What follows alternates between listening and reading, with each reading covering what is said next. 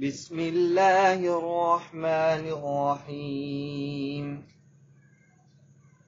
تبارك الذي بيده الملك وهو على كل شيء قدير الذي خلق الموت والحياة ليبلوكم أيكم أحسن عملا وهو العزيز الغفور الذي خلق 7 سماوات طباقا ما ترى في خلق الرحمن من تفاوت فارجع البصر هل ترى من فطور ثم ارجع البصر كرتين ينقلب إليك البصر خاسئا وهو حسير ولقد زينا السماء الدنيا بمصابيح وجعلناها رجوما للشياطين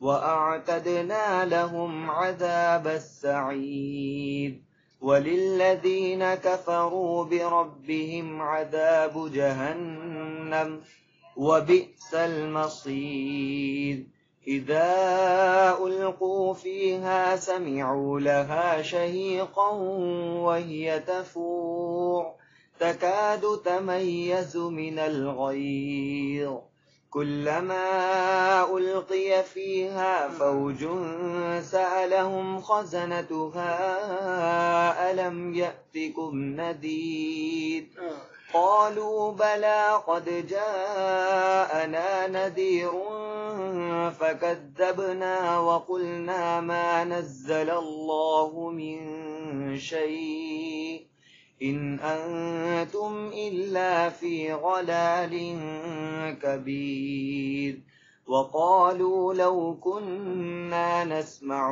أو نعقل ما كنا في أصحاب السعير فاعترفوا بذنبهم فسحقا لأصحاب السعير إن الذين يخشون ربهم بالغيب لهم مغفرة وأجر كبير وأسروا قولكم أو اجهروا به إنه عليم بذات الصدور ألا يعلم من خلق وهو اللطيف الخبير صدق الله العظيم.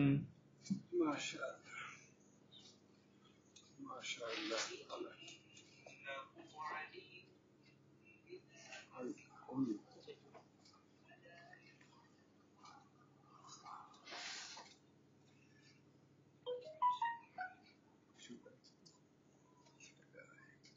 حضرات السلام علیکم ورحمۃ اللہ وبرکاتہ. نماز تراویح کے بعد یہ آیت ذہن میں آئی، یعنی سورۃ تبارک کی پہلی آیت. دینی تقاضا ہوا کہ اس کے متعلق کچھ بیان کروں، چنانچہ اسی کے متعلق کچھ بیان کرنا چاہتا ہوں.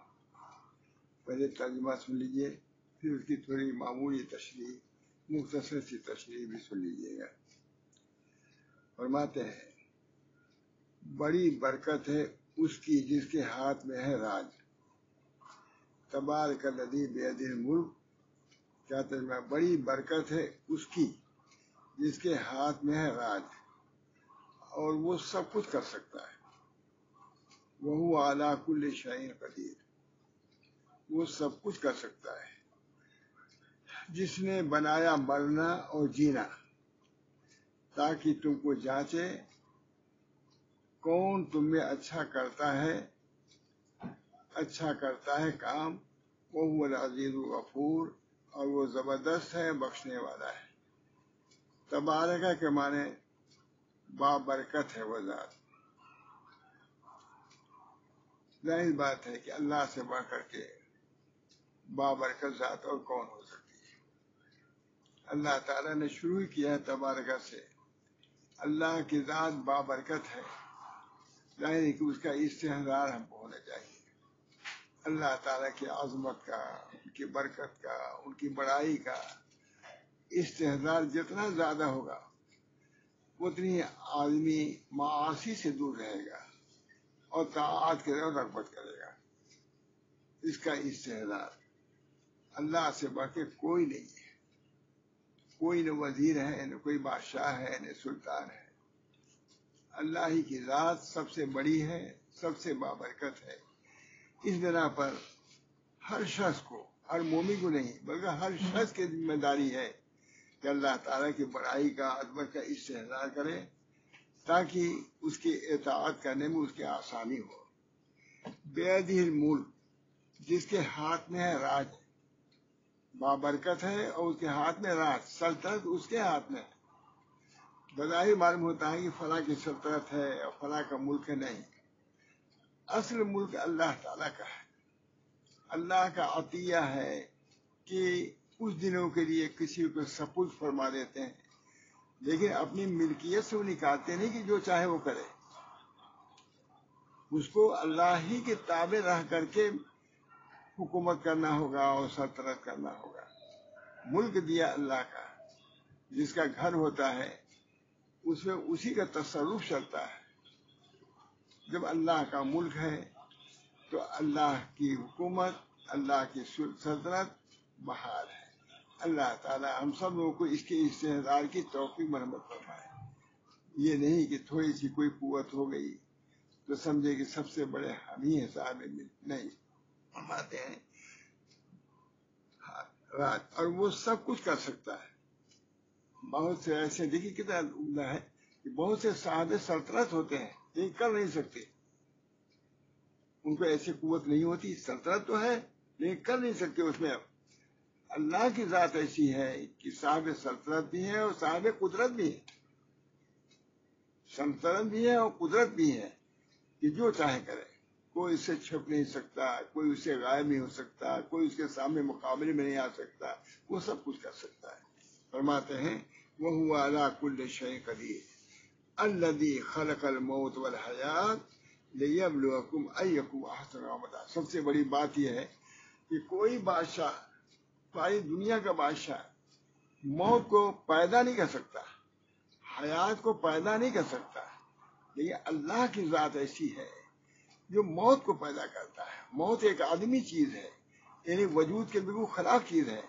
یہ اللہ کی ذات ہے کہ جس طریقے سے حیات کو پیدا کرتا ہے اسی طریقے سے موت کو بھی پیدا کرتا ہے. وہ بھی ایک وجودی شے ہے. یعنی جس طریقے سے وجودی چیز ہے، ہم ہیں، ہماری زندگی ہے، اسی طرح ہم کو جو موت آتی ہے تو وہ بھی حیات کے مقابلے میں ہے. یہ اللہ کی ذات ہے. اس بنا پر اللہ کی ذات کا استحضار جتنا ہوگا اتنی اللہ کی طرف سے نعمتیں بھی ملیں گی، اللہ کی مہربانیاں بھی ہم کو ملیں گی، اللہ کی طرف سے رخصتیں بھی ملیں گی، نعمتیں بھی ملیں گی. فرماتے ہیں الذی خلق الموت والحیات لیبلوکم. موت اور حیات کو اللہ نے پیدا کیا؟ کیوں کیا؟ لیبلوکم، تاکہ امتحان کرے. بڑے بڑے لوگ ہوتے ہیں امتحان دینے جاتے ہیں دوسرے ملکوں میں. میں کہتا ہوں یار کتنا ہی امتحان دیں گے. کوئی ڈاکٹر بڑے سے بڑا ہے، صاحب کچھ اور پڑھنے کی گئے. میں کہتا ہوں یار اتنا پڑھا تب بھی ابھی امتحان باقی ہے اس کا. لیکن اس امتحان کو تو ہم جانتے بھی ہیں اور سمجھتے بھی ہیں، اس کی وقت بھی ہے. یہ اللہ جس امتحان کو کہہ رہا ہے اس کو پیش نظر رکھنا ہم گوارا نہیں کرتے. ایک زندگی ایسی آئے گی جس میں ہمارا امتحان ہوگا. امتحان لیبلوکم، تاکہ وہ آزمائے اور جانچے کہ کون اچھا ہے عدل عمل کے اثر، کون اچھا ہے عدل عمل کے. ایکم احسن عملا، اچھے عمل کے اعتبار سے کون اچھا ہے.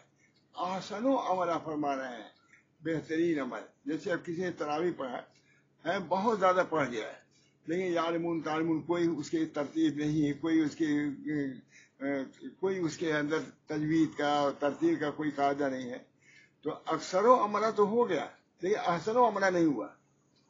عمل کے اعتبار سے اکثر تو ہو گیا، 10 پارہ پڑھا دیا، پورا قرآن ہی ختم کیا، لیکن پتہ بھی نہیں چلا ہے کہ اس نے کیا پڑھا. کہاں سے شروع ہوا ہے کہاں ختم کیا کچھ پتہ نہیں ہے. تو اس کو اکثر و عملہ تو کہیں گے لیکن احسن و عملہ نہیں کہیں گے. تو اللہ کے مطلوب اکثر و عملہ نہیں ہے بلکہ احسن و عملہ ہے. عمل کا حسن ہونا چاہیے. نماز آپ پڑھ رہے ہیں، نماز کے اندر حسن کیا ہے؟ خشوع ہے، خضوع ہے، صحیح طریقے سے رکوع کرنا، صحیح طریقے سے سجدہ کرنا، اللہ کی عظمت کا استحضار کرنا، اللہ کی بڑائی کو سوچنا سجدے میں. جب ایسی نماز آدمی پڑھتا ہے تو اللہ کی طرف سے عنایت ہوتی ہے. حدیثوں میں آتا ہے کہ بندہ جب سجدہ کرتا ہے تو وہ ہے کہ اللہ کے پیروں پر سجدہ کرتا ہے، اللہ کے پیروں پر سجدہ کرتا ہے. ظاہر ہے کہ میں کبھی مثال دیتا ہوں کہ جیسے باپ جاتا ہے کسی لڑکی کے گھر گیا تو اکثر پیر پہ گر جاتے ہیں رکھتے ہیں اس کے اکرام میں اور احترام میں. تو اللہ نے مثال بھی ایسی دی ہے حدیث سے. گویا کہ جب بندہ اللہ سجدہ کرتا ہے گویا کہ اللہ کے قدموں پر وہ سجدہ کرتا ہے. سجدہ تو زمین پہ کیا، یہ در حقیقت کو سجدہ اللہ کے پیروں پر کرتا ہے.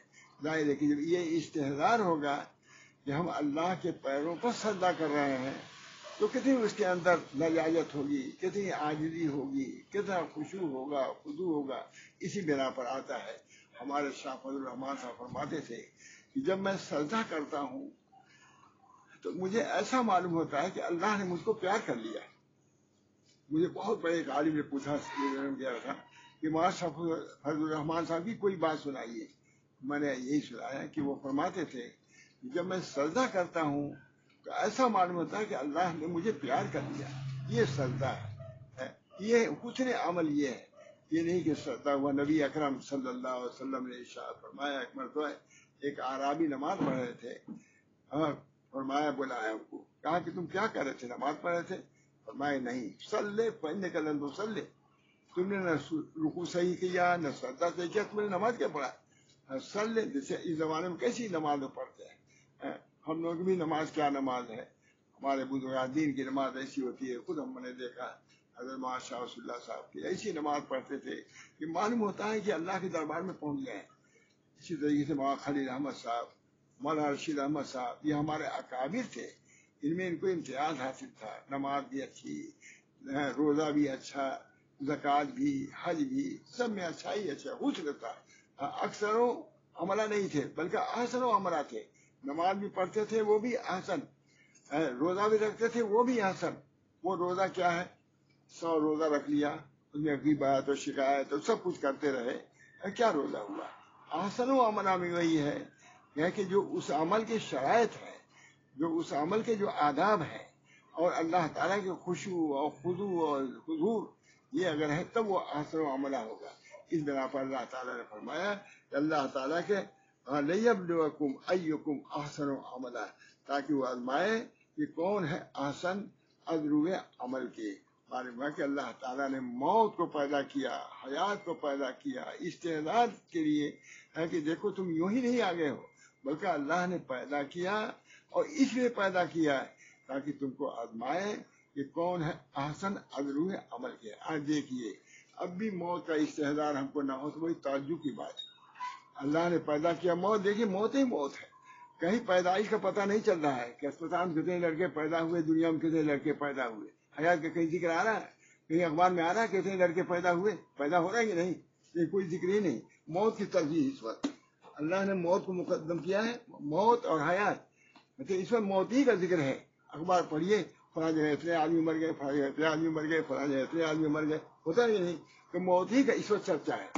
موت جتنا آدمی ہے اتنی اس کا وجود اس زمانے میں. اخبار بھرے پڑے ہوئے ہیں کہ اٹلی میں اتنے مرے، پاکستان میں اتنے مرے، ہندوستان میں اتنے مرے، امریکہ میں سب سے بڑا جو اس میں مرے، مرتے ہی چلے جا رہے ہیں. لوگ سمجھتے ہیں کیسے. اب یہ بات لوگوں کے دل میں اشکال ہوتا ہوگا، اشکال ہوتا ہے کہ اتنے آدمی مرتے ہیں کہ منکر نکیر لوگ کے ساتھ سوال جواب کریں گے. ہے نا؟ حدیث ہے کہ حدیث کی ہر آدمی یہ مطلب تھے کہ اس بیماری میں کوئی مرے تو اس سے سوال جواب نہیں ہوگا، سب سے ہوگا. چاہے لاکھ آدمی مرے منکر نکیر سوال کریں گے. میں کہتا ہوں جیسے پہلے 2-4 آدمی کے لوگ جانچ کر لیتے تھے، اسی میں دیر لگ جاتی تھی. اب 50,000 کی جانچ ہو جائے گی روزانہ، تو منکر نکیر ایسے جانچ نہیں کر سکتے. اللہ کو پیغمبر بھیجا ہوا ہے. جب یہ ڈاکٹر لوگ جانچ کر لیتے ہیں اتنے بڑے لاکھوں آدمی جانچ کر رہے ہیں, 50 آدمی کی جانچ ہو رہا ہے نہیں. اللہ تعالیٰ ہے کہ منکر نکیر جو فرشتے ہیں, اگر وہ جانچ کر لیں کہ اس کے دل میں ایمان ہے کہ نہیں ہے, کہ منافق ہے کہ کافر ہے کہ یہودی ہے کہ کیا ہے, کیونکہ تعجب کی بات ہے, کوئی تعجب کی بات نہیں ہے. یہ بہت اشکال لوگوں کو ہوتا تھا کہ منکر نکیر کیسے ہیں اور کیسے سوال ہوتا ہے, وہ ہوتا ہے, سب آسان ہے. اب یہ سب سمجھ میں آ رہا ہے کہ 50,000 کا کیا ہوتی جانچ ہو رہی, 50,000 کی دوا ہو رہی ہے, 50 لاکھوں آدمی کو ادھر سے ادھر کر رہے ہیں, یہ سب ہو رہا ہے. یہ اللہ تعالیٰ کچھ نہیں کر سکتا, یہ سمجھتے ہیں. بہرحال یہ ان کی موت ہے اور حیات ہے, اللہ نے دیا ہے اس کا استحضار کہ ہم کو بھی ہمیشہ نہیں رہنا ہے, مرنا ہے, ایک دن مرنا ہے, آخر موت ہے. کر لے جو کرنا ہے, آخر موت ہے. موت کا چلو اس بنا پر موت کا استحضار بہت. سب سے بہترین لوگ پوچھتے ہیں بزرگوں کے یہاں کہ کس چیز کا مراقبہ کیا جائے. سب بزرگان یہ کہتے ہیں موت کا استحضار کرو. موت کا مراقبہ سب سے اہم مراقبہ موت کا ہے کہ آنے والی کس سے ٹالی جائے گی. جان ٹھہری جانے والی جائے گی, آنے والی کس سے ٹالی جائے گی, جان ٹھہری جانے والی جائے گی. حضرت عمر رضی اللہ تعالیٰ فرماتے ہیں یقال یومن یقال کل یومن, ہے ٹھیک ہے نا, یقال کل یومن مات فلان و فلاں, یقال یومن مات عمر. ہر دن کہا جاتا ہے کہ فلاں آدمی مر گیا, فلاں آدمی مر گیا.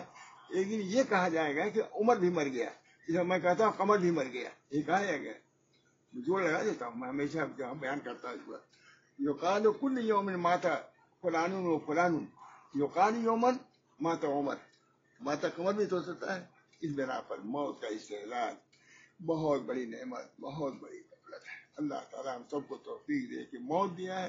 پہلے موت ہی کو لکھا, موت پھر اس کے حیات. آج موت کا ہزاروں ہزار آدمی مر رہے ہیں, روزانہ ہزاروں کی بات اب چل رہی ہے. تو موت ایک وجودی چیز بھی ہے. اس اعتبار سے اللہ تعالیٰ نے فرمایا کہ موت کو اللہ نے پیدا کیا ہے. حیات اور موت اس لیے ہے تاکہ عبرت ہو. موت اس لیے پیدا کیا تاکہ عبرت ہو کہ موت آنے والی, اس بنا پر ہم کو کچھ کرنا چاہیے. اللہ تعالیٰ کہ ہم پیش بنا ہے. حیات اس لیے پیدا کیا تاکہ عمل اس کے اندر عمل کرے. حیات اس لیے ہے تاکہ اس میں عمل کرے, اور موت اس لیے ہے تاکہ موت کا کہ عمل کا دائیا جذبہ پیدا ہو. سمجھ نہیں تفصیل ہے یہ. موت اس لیے پیدا کیا تاکہ عمل کا دائیا اور جذبہ پیدا ہو. اور حیات زندگی کیوں پیدا کیا تاکہ اس میں عمل ہو سکے. وہ ہے شرط, یہ ہے ظرف. سمجھ گئے, یہ ہے موت. موت کیا ہے, شرط ہے. اور یہ حیات کیا ہے, ظرف. یہی ظرف ہے نہیں, یہاں بیٹھے ہو یہ ظرف ہے, یہ مکان میں بیٹھے ہو. اس بنا پر بہرحال اللہ تعالیٰ نے موت اور حیات کو پیدا کیا ہے اس لیے تاکہ بندہ اپنے کو سمجھے کہ ہم ہمیشہ نہیں رہنے والے ہیں.